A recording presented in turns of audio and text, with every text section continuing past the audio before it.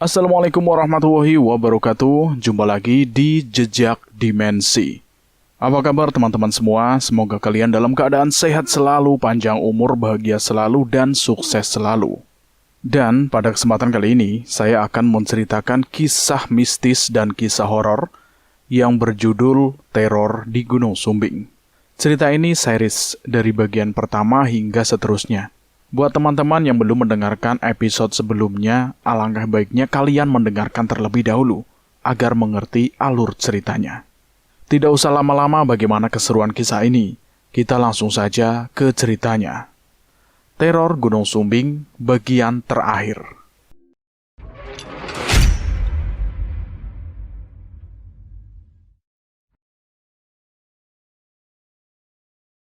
Firasatnya mengatakan perempuan itu sedang tertidur perempuan itu, dan sama sekali belum melihatnya. Satu persatu dia singkirkan tumbuhan rambat yang menutupi tubuhnya. Lalu dengan nafas tertahan, dia coba menggeser pantatnya dengan bertumpu pada kaki kanannya yang mencuat keluar. Ketika dia mencoba menjajarkannya kaki kirinya, sebuah batu tak sengaja tertendang dan terguling menjauh. Jantung Adinda di situ hampir copot, tapi perempuan itu masih tertidur. Kepalanya hanya sedikit bergerak, lalu kembali diam. Keringat dingin membasahi wajah dan punggung Adinda. Dia masih terus menahan nafas dengan tenang. Setetes darah jatuh tepat di dahinya, lalu mengalir ke mata kirinya. Tubuh Adinda menggigil. Dia mulai bernafas dengan mulut agar tidak menimbulkan suara. Benaknya menjerit menyuruhnya segera kabur.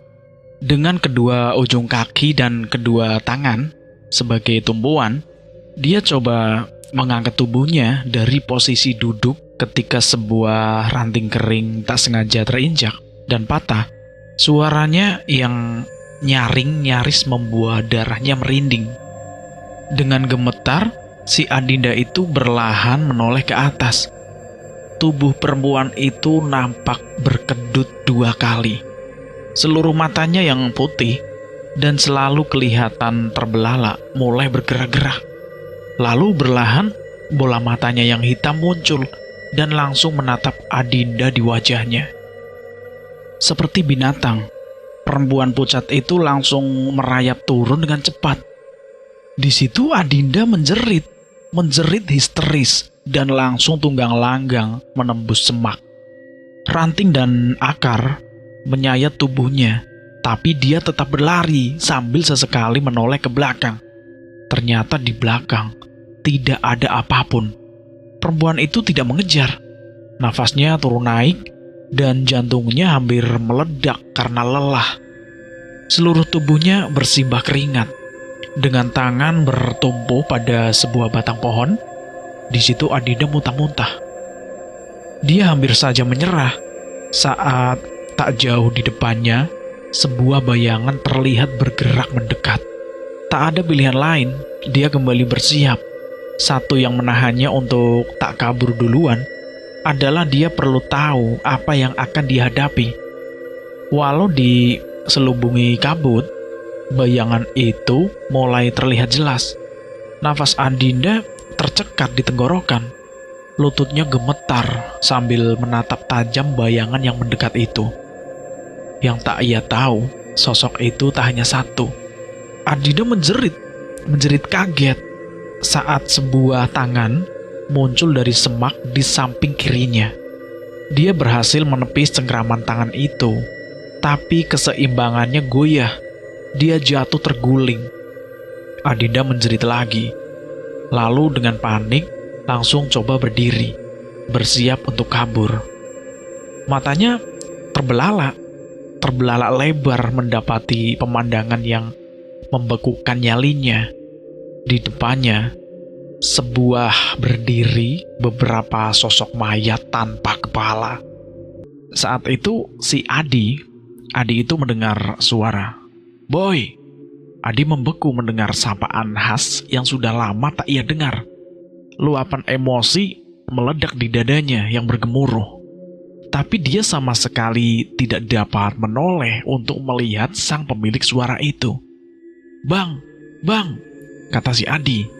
Hanya itu yang mampu keluar dari bibir Adi yang gemetar. "Kena masalah lagi lo, boy? Gak ada kapok-kapoknya ya lu?" kata suara itu. "Bang, abang kenapa ada di sini?" Akhirnya si Adi itu bisa bertanya, mendapatkan lagi suaranya. "Justru gua yang harusnya tanya sama lu. Ini bukan dunia lu, boy. Lu yang ngapain di sini?" jawab pemilik suara itu. "Bang, tolong gua, bang," si Adi memohon. "Tolong diri lu sendiri, boy. Lo inget omongan gua dulu. Semakin sempurna bentuknya, semakin berbahaya. Yang lo hadapi sekarang bukan kuntilanak, pocong, genderuwo yang bentuknya gak karuan. Lawan lo sekarang justru makhluk Allah yang paling sempurna, manusia, yang kebetulan hatinya sudah gak ada bedanya dengan setan," jawab orang itu panjang lebar. "Jadi gua harus gimana nih, bang?" tanya si Adi lagi. "Menurut lu gimana, boy?" Orang itu malah balik bertanya. "Lah, gimana? Gimana gue tahu, bang? Makanya gue nanya sama lu, bang," jawab si Adi cepat. "Haha, bocah gak ada berubahnya ya." Orang itu malah tertawa gembira. "Semua jawaban ada di Al-Quran, boy. Tapi bocah kayak lu mana pernah buka, apalagi baca, iya kan?" Haha. Adi di situ terdiam mendengar ucapan dari suara itu. "Gua kasih clue ya, boy. Mantra apapun yang dirapal di malam hari akan punah di waktu pagi." Adi di situ masih terdiam, coba mencerna kata-kata orang itu barusan. "Lagian, lu sama sekali nggak butuh pertolongan gua atau siapapun, boy. Lu tahu kenapa?" Di situ Adi menggelengkan kepala. Tapi karena tidak bisa bergerak, dia akhirnya menjawab, "Emangnya kenapa, bang?" "Karena cukuplah Allah menjadi penolong. Dialah sebaik-baiknya pelindung." Di situ Adi tertunduk malu. Dia hafal luar kepala kalimat itu. Hanya saja dia tak pernah menghayati betapa dahsyatnya artinya. "Ingat clue yang tadi gua kasih, boy," ucap orang itu pada si Adi. "Iya, bang, saya ingat," jawab si Adi. "Terima kasih buat doa-doanya." Ada jeda sebentar sebelum dia kembali bicara. "Assalamualaikum." Berlahan Adi dapat menggerakkan jemarinya, lalu kedua tangan, dan akhirnya seluruh tubuhnya bisa bergerak. Namun ketika dia menoleh ke belakang, orang itu sudah tidak ada. Adi menarik nafas panjang, lalu menjawab dengan berat, "Waalaikumsalam." Belum sempurna dia mengucapkan salam, dunianya seakan terpuntir, dan nyaris bersamaan tubuhnya terhempas dengan cepat. Saat membuka mata, dia tahu dia ada di tempat yang seharusnya. Karena tak jauh, dia dapat mendengar jeritan Adinda. Adinda sudah tidak peduli lagi semak tajam yang menggores tubuhnya tadi, atau rasa nyeri di telapak kakinya itu. Tiap kali larinya melambat, kelebatan bayangan dan suara semak yang tersibak di belakangnya kembali memaksanya bergerak. Nafasnya dia memburu. Pakaiannya sudah lepek oleh keringat yang membanjiri. Yang sialnya mengingatkannya pada perempuan bergaun merah tadi. Juga suara tawanya yang melengking kering. Tak dipedulikan lagi jika di balik semak yang ia terjang menganga jurang yang dalam. Saat ini mati rasanya jauh lebih baik daripada terus diteror penghuni gaib hutan Sumbing sepanjang malam. Beberapa kali Adinda ini memberanikan diri melirik ke balik bahunya. Tak ada apapun di sana. Hanya ada kegelapan dan kabut kelabu yang melayang. Namun firasatnya terus-menerus mengingatkan bahwa perempuan bermata putih yang tadi merayap di pohon sudah tidak jauh di belakangnya, siap menerkamnya kapanpun dia lengah. Punggung Adinda langsung terasa dingin, membayangkan jemari pucat itu coba mencengramnya. Dan dia lengah, sebatang akar yang menyembul di antara belukar melilit kakinya dan langsung membuatnya terbanting tanpa ampun ke tanah. Brak! Adinda memekik saat tubuhnya terguling dan menerjang semak. Tak jauh di belakangnya, terdengar suara langkah yang semakin mendekat, diikuti bau busuk yang sangat menyengat. Panik, Adinda panik. Terus Adinda coba berdiri lagi, tapi dia terbanting lagi. Serabut akar tadi masih melilit pergelangan kakinya. Suara langkah itu kian mendekat. Dengan setengah histeris, dia menendang-nendang dan memutar pergelangan kakinya, mencoba melepaskan diri. Tapi dia selalu gagal. Akar itu justru semakin ketat membelitnya. Dengan jari yang gemetar hebat, dia mulai mengurai serabut akar itu dengan panik. Tiap kali dia merasa sudah berhasil melepaskan diri, selalu saja ada sisa lilitan serabut yang tertinggal dan terus membelit. Di situ Adinda semakin gemetar. Tatapannya berpindah-pindah dengan cepat antara pergelangan kakinya dan sumber suara langkah yang semakin mendekat. Dengan tenaga yang tersisa, tangannya menarik paksa serabut-serabut yang seakan tidak ada habisnya dan membuatnya makin putus asa. Sementara bau busuk itu tercium semakin santer. Tenang, tenang Dinda, tenang. Adinda mencoba menstimulasi dirinya sendiri. Tapi nafasnya yang memburu jelas tidak dapat menutupi kepanikannya. Dia sangat sadar akan hal itu.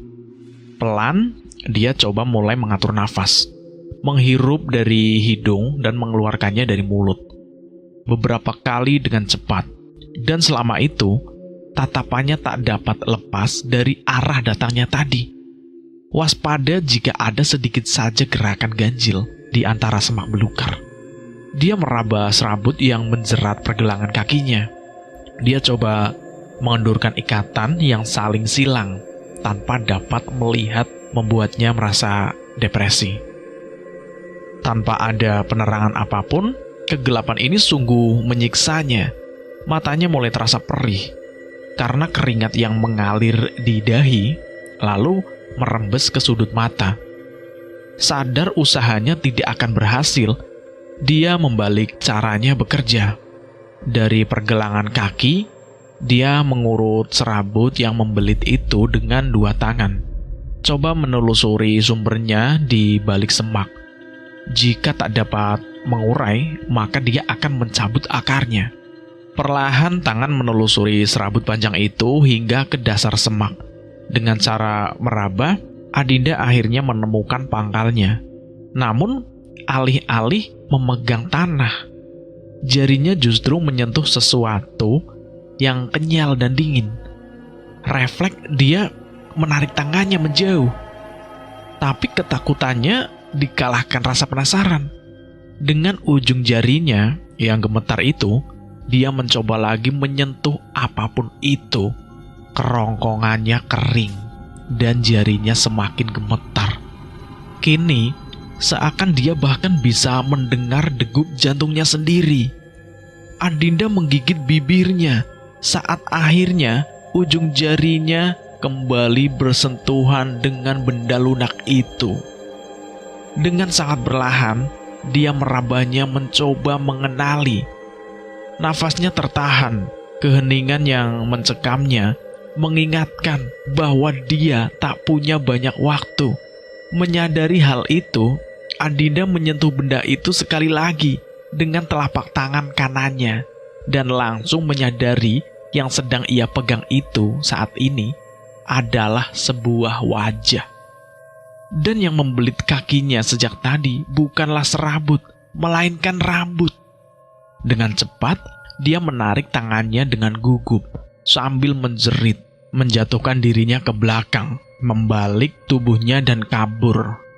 Tapi lagi dan lagi, dia jatuh terjerembab karena kakinya masih terlilit rambut itu. Dengan nafas memburu dan setengah menangis, dia coba menarik lilitan rambut itu lepas dari kakinya. Tubuhnya sudah banjir keringat dan gemetar hebat ketika sesuatu yang bergerak tertangkap oleh sudut matanya. Dia membeku. Bola matanya bergerak perlahan ke arah sumber gerakan itu. Adinda langsung menjerit ketakutan. Dari balik semak, muncul tangan putih pucat dengan kuku-kuku hitam panjang. Dan tangan itu mencoba meraih kakinya. Sambil menangis, Adinda memaksa tubuhnya mundur sejauh yang ia bisa. Pergelangan kakinya sakit, namun dia terus memaksa untuk menghindari tangan yang sedang mencoba menangkapnya. Saat akhirnya dia berhasil mundur beberapa senti ke belakang, wajah si pemilik rambut itu muncul dari semak belukar. Belum habis keterkejutannya, sepasang tangan muncul dari belakang, mencengkram dan langsung menarik tubuhnya. Adinda langsung menjerit, menangis sambil meronta-ronta, berteriak-teriak, memohon dilepaskan. Tapi sia-sia, dia tak dapat punya tenaga lagi untuk melawan. Pergelangan kakinya yang terlilit rambut sakit luar biasa. Serasa hendak putus asa, dia ditarik ke belakang. Mata putih wanita pemilik rambut itu menatapnya dingin. Tangannya meraih ke depan dengan cepat dan nyaris saja mencengkramnya. Andai saja Adinda tidak menendang-nendang. Tiba-tiba, belitan rambut itu lepas. Adinda terjerembab ke belakang. Tangan kokoh yang menariknya juga ikut terlepas. Adinda sudah hampir berhasil berdiri ketika tangan itu kembali mencengkram lengannya. "Pergi, pergi dari sini!" Adinda menjerit histeris. Sebuah jawaban muncul dengan nada yang terdengar kesal. "Ini gua!" Adinda berbalik dan mendapati Adi dengan wajah bersibah keringat yang ternyata sedang mencengkram lengannya. "Jangan bengong aja, lari!" suruh si Adi, tak sabar sambil kembali menariknya. Perempuan berwajah pucat, bermata putih tadi, mulai merayap dengan cepat ke arah mereka. Keduanya langsung kabur secepat yang mereka bisa. Cengkraman tangan Adi di pergelangan tangan terasa sakit, tapi Adinda tidak mampu lagi mengeluarkan suara. Bahkan untuk sekedar bernafas pun, dia sudah ngap-ngapan, sudah menggap-megap, bagai kehabisan udara. Jantungnya seakan hendak meledak. Mendadak Adi menjatuhkan diri ke balik sebuah semak. Adinda tak dapat berteriak karena tangan laki-laki itu langsung membungkam mulutnya. Nafas keduanya turun naik tak karuan. Menyadari seluruh tubuh Adinda gemetar hebat, Adi langsung memeluknya, coba menenangkan tanpa melepaskan tangannya dari mulut Adinda. Dia lalu berbisik dengan pelan di telinganya. "Maafin gua tadi, ninggalin lu sendirian. Tapi gua janji, mulai titik ini, lu gak akan kenapa-napa. Gua bakal lindungin lu. Kita bakal pulang dengan selamat sama-sama," kata si Adi. Tubuh Adinda di situ menggigil sangat hebat. Dia mencoba bicara, tapi tak ada suara yang keluar dari tenggorokannya. Adi mendekatkan telinganya di mulut Adinda. Akhirnya, walau terdengar lemah, dia berhasil mengeluarkan suaranya. "Haus," kata si Adinda. Mendengarnya seperti itu, si Adi tiba-tiba juga menyadari betapa kerongkongannya mengharapkan tetesan air. Ketegangan demi ketegangan yang memaksakan selalu waspada membuatnya lupa bahwa fisiknya semakin lama semakin lemas. Tadi dia sempat melihat sulur-sulur pohon yang pastinya mengundang air yang bisa dimanfaatkan.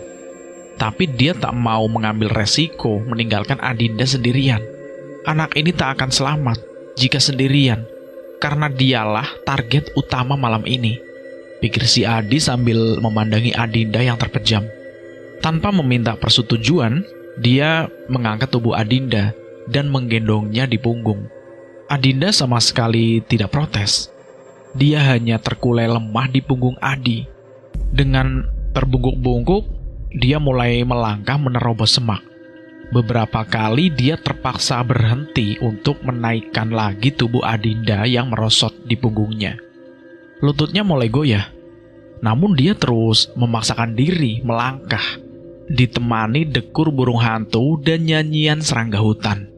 Selepas dari tanjakan dan melewati undakan batu, akhirnya dia melihat pohon tua yang sulur-sulur nyaris menyentuh tanah.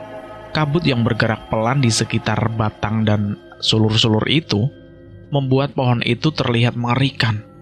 Adi pun mempercepat langkahnya. Adi khawatir kalau anak ini keburu pingsan karena dehidrasi. Tapi mendadak, sosok perempuan bergaun putih berwajah pucat muncul di antara Adi dan pohon itu.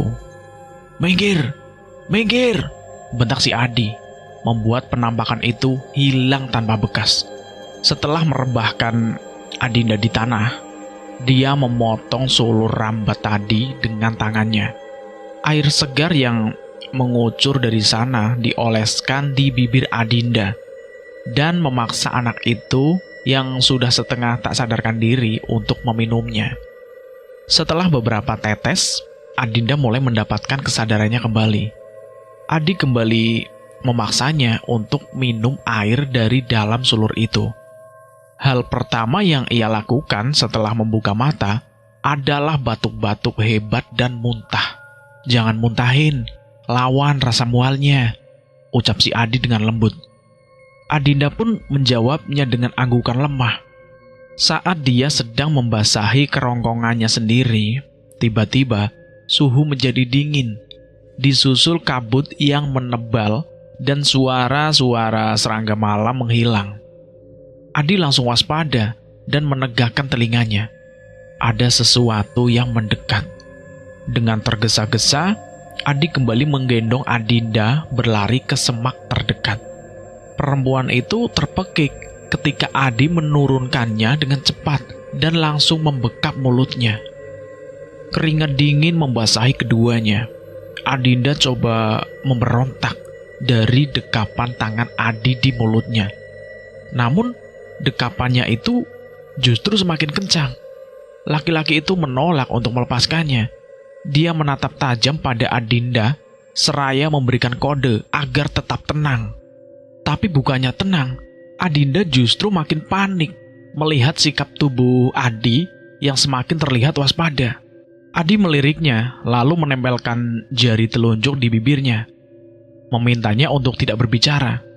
Adinda menahan nafas dengan tegang, bertanya-tanya, apa yang membuat Adi begitu paranoid? Lalu berlahan Adinda merasakan apa yang Adi rasakan. Sebuah suara terdengar samar. Ada sesuatu yang tengah mendekat. Tubuh Adinda di situ mengerut ketakutan, sementara Adi memejamkan mata berupaya konsentrasi pada pendengarannya. Bola mata Adinda bergerak cepat, coba memahami situasi saat ini. Semak setinggi dada orang dewasa itu seharusnya akan aman selama mereka tetap tenang. Tapi siapa yang tahu? Bang, Adinda berbisik lemah. "Shh, diam, jangan berbicara." Adi kembali mengingatkannya untuk diam. Suara langkah yang terseret itu terdengar sudah dekat sekali. Bau busuk bercampur aroma daging yang terbakar menyeruak. Keduanya menahan nafas dengan tegang. Mata Adinda berkaca-kaca. Dia hampir menangis karena ketakutan. Adinda membenamkan wajahnya di antara kedua lututnya yang gemetar. Aura kengerian ini begitu menekan. Tak tahan dicekam ketidaktahuan, Adi mendekatkan wajahnya pada semak yang menutupi keberadaannya dan Adinda. Dengan jemari yang gemetar, dia menyibak sedikit, belukar, coba mengintip keluar. Suara itu terdengar dekat, tapi yang Adi lihat hanyalah kegelapan dan kabut. Bola matanya liar mencari-cari, menelisik pergerakan di sekeliling. Ternyata tidak ada apapun, tidak ada apa-apa. Detak jantungnya bergemuruh, beginya sedetik terasa selamanya. Di mana setan sialan itu? Batin si Adi menjerit, panik. Dengan jemari yang gemetar, dia menyibak sedikit, belukar, coba mengintip keluar. Suara itu terdengar dekat, Tapi yang Adi lihat hanyalah kegelapan dan kabut. Bola matanya liar mencari-cari, menelisik pergerakan di sekeliling. Ternyata tidak ada apapun, tidak ada apa-apa. Detak jantungnya bergemuruh, beginya sedetik terasa selamanya. Di mana setan sialan itu? Batin si Adi menjerit, panik, sambil mencari-cari. Dia perlu tahu makhluk apa yang akan dia hadapi. Tapi ketika yang dicarinya muncul, mendadak wajahnya langsung berubah pucat. Dari lubang intipnya, dia melihat mayat hidup dengan leher terpenggal, tengah berjalan mendekat. Di tangan kanannya, mayat itu mencengkram sebuah kepala dengan mata melotot dan bola mata yang bergerak liar ke segala arah. Jaringan otot dan sisa-sisa tenggorokan membentuk surai di tempat yang seharusnya adalah leher. Dan surai darah itu terseret-seret begitu saja di tanah. Adi menelan ludahnya sendiri. Makhluk itu tidak sendiri. Satu persatu puluhan mayat tanpa kepala itu muncul dari balik kabut. Dan mereka semua mengarah ke sini, ke arah Adi dan Adinda. Tidak mampu lagi menggendong Adinda, dia melingkarkan lengan Adinda di lehernya dan menyeret perempuan itu untuk menjauh dari tempat itu. Suara langkah, semak yang disibak dan bau busuk mengejar di belakangnya. Dia merasakan tubuh Adinda semakin berat dan kepalanya mulai terkulai. Sambil menyeretnya, Adi berteriak menyadarkannya. "Din, bangun Din! Jangan menyerah di sini, ayo bangun!" Tapi Adinda ini sudah benar-benar kolap. Dengan tangan mencengkram pinggangnya, Adi menyeret tubuh Adinda. Tak ada waktu untuk berubah posisi, karena mayat-mayat tanpa kepala itu terdengar semakin mendekat. Mendadak semak belukar menghilang.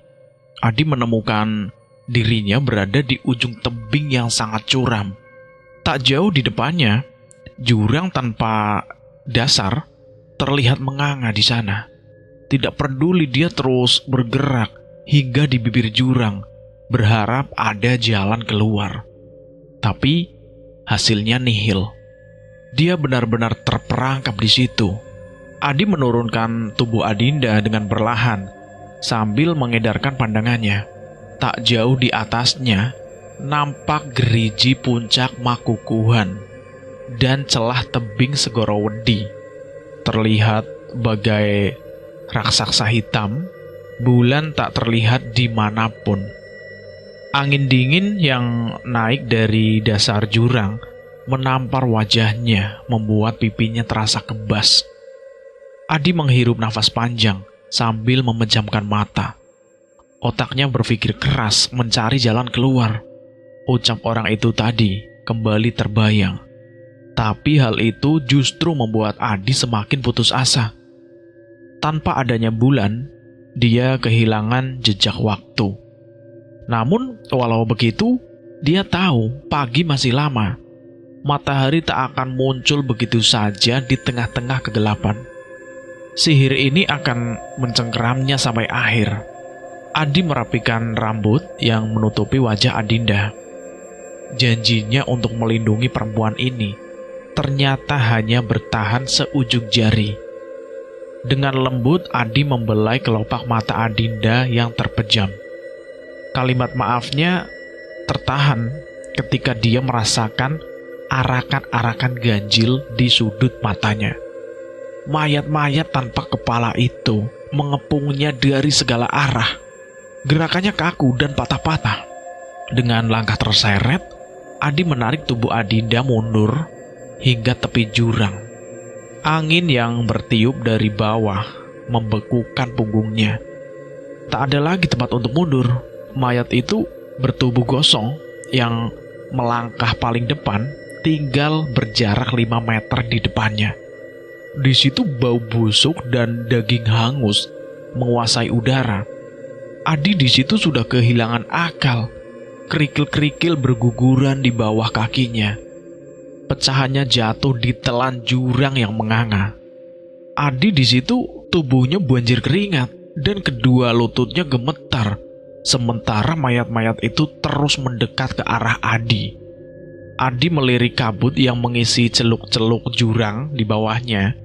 Mungkin lebih baik jika dia melompat, mati dengan tubuh hancur dan kepala pecah tertumpuk batu di bawah sana. Terasa lebih baik daripada mati di tangan mayat-mayat busuk ini. Namun dia langsung menyesali pikirannya. Bibirnya melafalkan istighfar berulang-ulang. Matanya berkaca-kaca, menyadari betapa lemah imannya di saat-saat genting seperti ini. Suara seretan langkah sudah terdengar di depannya. Di situ tidak ada jalan lain. Dia sudah sepenuhnya pasrah jika ini adalah sihir. Sambil memejamkan mata dan memeluk Adinda, dia menanti malaikat maut yang segera datang menjemputnya. Ketika tiba-tiba terdengar sayup lantunan sebuah suara. Allahu Akbar, Allahu Akbar. Jantung Adi tiba-tiba bergemuruh. Suara adzan subuh. Adi membuka matanya dan menengadahkan kepalanya mencari asal sumber suara itu. Adzan itu dikumandangkan seseorang dari atas geriji puncak Makukuhan. Tatapan Adi beralih pada mayat-mayat tanpa kepala dengan tangan-tangan yang menjulur ke lehernya. Tapi rasa takut tadi sudah hilang, digantikan rasa tenang yang memenuhi dadanya. Tangan-tangan pucat yang berkuku hitam itu merangsek maju merobek leher, wajah dan dadanya. Namun semua itu hanya lewat menembus tubuhnya. Adi menahan nafasnya menyaksikan tangan-tangan pucat itu lewat begitu saja. Saat baris kedua adzan terdengar bergumandang, tubuh mayat-mayat itu terpuntir dan hancur. Di kejauhan muncul sebuah titik cahaya terang yang maju dengan cepat dan tiba-tiba menghantam, membuat segalanya menjadi putih cemerlang. Sambil menghirup nafas panjang, si Adi memejamkan matanya dengan tenang. "Kalian memang hebat," ucap Jackie sambil bertepuk tangan pelan. "Kalian orang pertama yang bisa bertahan di malam pertama." Adi langsung membuka matanya perlahan. Tak ada lagi cahaya putih cemerlang. Kelopak mata terasa berat. Yang pertama ia lihat adalah lampu minyak yang tergantung di dinding.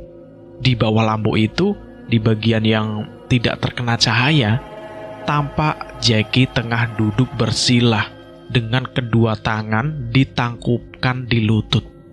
Asap kemenyan bergerak naik dari tembikar tanah liat di hadapannya.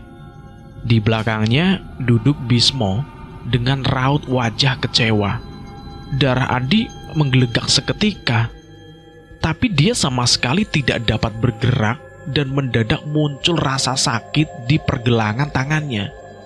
Telunjuk si Jackie bergerak-gerak menunjuk belakang tubuhnya, mengingatkan bahwa selama ini dia terikat di tiang. "Adinda." Si Adi itu teringat dengan perempuan itu, membuatnya langsung panik. Bahu si Adi ini langsung melorot lemas melihat Adinda terikat di tiang kayu di samping kirinya dengan kepala terkulai ke bawah. Rambutnya tergerai menutupi wajahnya. "Tenang, dia juga masih hidup. Nasibnya lagi baik karena di luar dugaan ternyata lu juga ikut naik malam ini. Nyawanya tertunda sehari lagi," terang si Jackie dengan suara datar. "Sebaiknya lo pastiin ikatan tangan gua ini benar-benar kuat, Jack. Kalau sampai lepas, gue remuk kepala lu," geram si Adi penuh dengan emosi. "Lu gak akan kemana-mana, Di. Tepat tengah malam nanti, kita mulai upacaranya lagi," kata si Jackie dengan suara terdengar tenang. Bismo bergeser duduknya, mendekat pada Jackie sebelum bertanya, "Jadi, maksudnya pesugihan belum berhasil, Bah? Emang gak bisa langsung dimatiin aja?" kata si Bismo. Jackie malah menggeleng di situ. Segala sesuatu ada aturannya, anak muda. Tunggulah 1 malam lagi, mereka akan mati ketakutan sendiri. Rasa takut mereka adalah energi yang diminta lelembut sini sebagai uang muka. Tidak ada yang lebih diinginkan iblis selain hilangnya iman seorang anak manusia dalam sakaratul mautnya. Dan untuk itu, iblis akan menghadiahkan langit dan bumi untuk kita, kata si Jackie. Ekspresi si Bimo ini masih terlihat kecewa, tapi dia dapat menerima dan menunggu 1 malam lagi. Dada Adi di situ turun naik, dan tatapannya tidak lepas pada 2 orang di depannya itu. Rasa muak dan jijik terpancar dari wajahnya. Gua penasaran bagaimana lo bisa lolos di saat-saat terakhir ini, Di? Tanya si Jackie pada si Adi yang sedang menatapnya tajam. Adi tergoda untuk mengatakan suara adzan subuh yang dikumandangkan anak-anak pendakilah yang menyelamatkannya. Juga tentang dia tahu bahwa batas sihirnya luluh bukannya di saat munculnya cahaya matahari pertama, melainkan di saat lafal adzan pertama kali dikumandangkan. Tapi dia tidak sudi berterus terang kepada manusia terkutuk di depannya ini. Melihat Adi yang menolak jawaban, Jackie berbisik pada Bismo di belakangnya. Tolong ambilkan golok yang terbungkus di dalam kain putih itu di pojok. Bismo langsung bergerak sesuai perintah dan langsung menyerahkan bungkusan kain putih itu kepada si Jackie. Sambil menatap si Jackie yang tengah mengeluarkan golok dari bungkusan kain beraroma bunga kantil itu, Adi terus berusaha melepaskan tangannya dari ikatan. Usahanya sedikit terganggu ketika golok berwarna hitam itu sudah telanjang sepenuhnya. Itu adalah golok yang sama yang sudah menebas leher orang-orang Malang yang dijadikan tumbal di gunung ini. Teringat adegan pemotongan leher tadi membuatnya semakin murka. Yang dibutuhkan anak muda ini sebagai tumbal pesugihan cuma perempuan itu, Di. Tadinya gua berpikir bakal ngasih lu 1 kesempatan lagi. Tapi melihat lu yang kurang kooperatif dan gua khawatir kehadiran lu bakal mengganggu lagi upacara nanti malam, mungkin akan lebih baik kalau kita sudahi saja nyawa lu sampai di sini, ucap si Jackie sambil memandang balik mata Adi yang nampak akan meledak. Mata golok itu terlihat mengancam di bawah paparan cahaya lampu minyak. Bola mata Adi berganti-ganti menatap golok itu dan menatap Jackie yang sedang menimangnya. Ada 2 hal yang mau gua kasih tahu ke elu, Jack, ucap si Adi sambil menekan amarahnya. Oh, akhirnya ngomong juga. Apa? Ayo bilang apa? Tapi biar lu gak kecewa, gue jujur aja.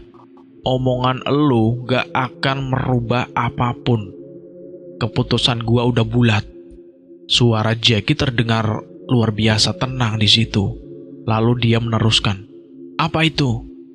Yang pertama ini, Jack. Di alam tadi, gua ketemu dengan Bang Moka. Adi menjawabnya seperti itu.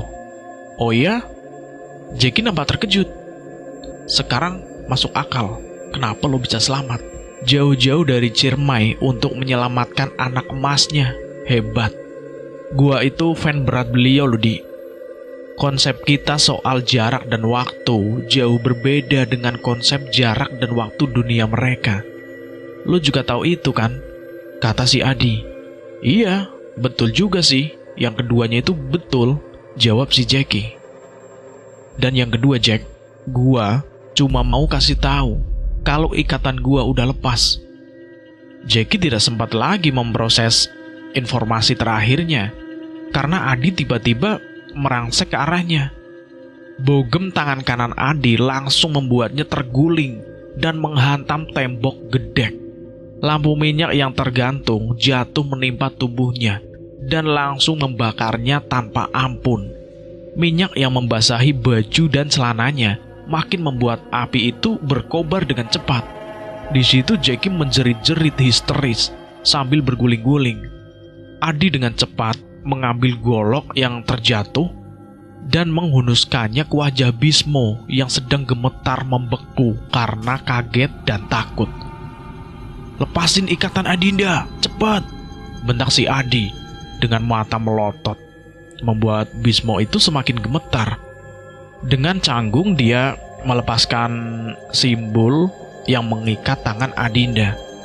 Setelah ikatan di tangannya itu lepas, tubuh Adinda langsung ambruk ke tanah, brak. Dia langsung tidak sadarkan diri.